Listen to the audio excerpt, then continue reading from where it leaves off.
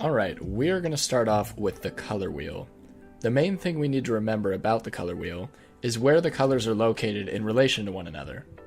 Knowing the location of the colors on the color wheel will help us determine how cold or warm a color is, and it'll also help us choose which color harmony best suits our needs. So first things first, the color wheel can be broken down simply into three different categories. The first category is primary colors.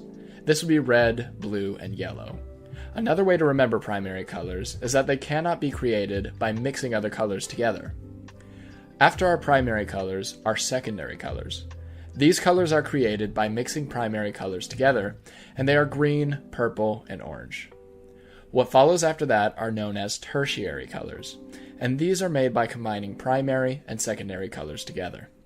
This is basically the Newtonian approach to color as developed by Isaac Newton in the early 1700s, and this is what I'll be focusing on throughout this video. Now that we are familiar with the color wheel, I'd like to focus on the nature of color itself. There are three attributes that affect color. The first is hue. Hue is the character of the color, meaning red, blue, yellow, etc. The second is value, or brightness. This is how light or dark a color is. And the final attribute is saturation, or chroma. This is how vibrant a color is. The lower the saturation, the closer to gray the color is. One thing you have to keep in mind is that colors do not exist in a vacuum. They are always in contact with other colors, and the colors that they are in contact with play a role in how our eyes perceive them. I have a classic example demonstrating this principle. Each of these two squares is exactly the same color, but because of the color that surrounds them, our eyes perceive them differently. The square on the right seems more vibrant than the one on the left because the green contrasts the color so heavily. I also have the same example, but this time on a gray background, to show you that the value that surrounds a color also affects the way we perceive it. Color can be used in a variety of ways, and some ways have been shown to be more visually appealing. These are known as color harmonies.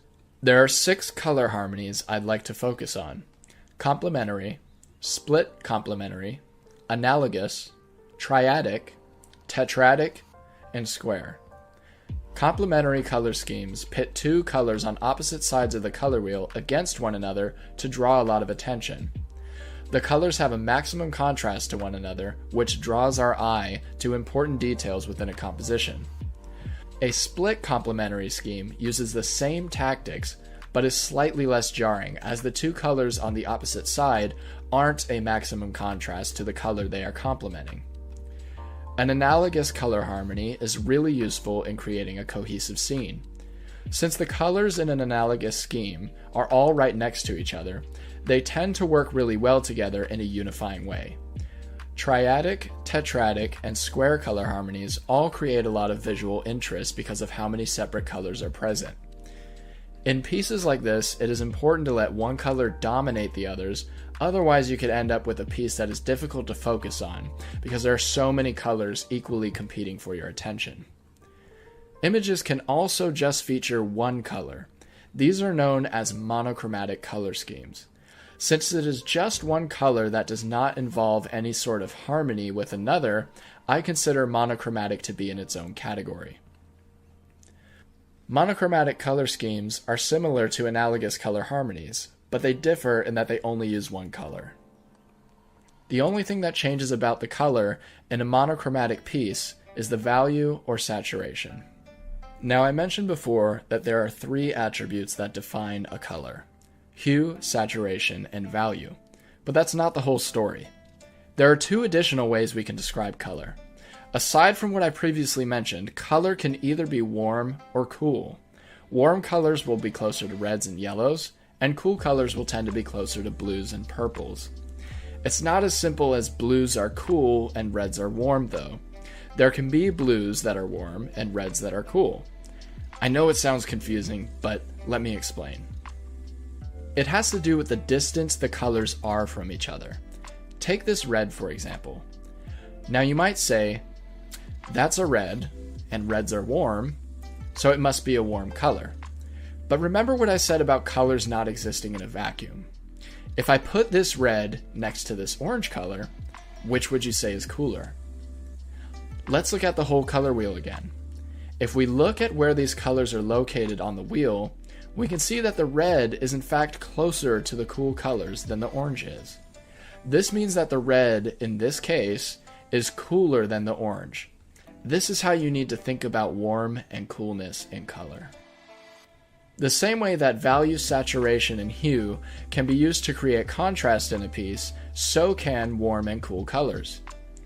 Look at these examples by John Singer Sargent and Diego Velázquez. They are using warm and cool colors with purpose.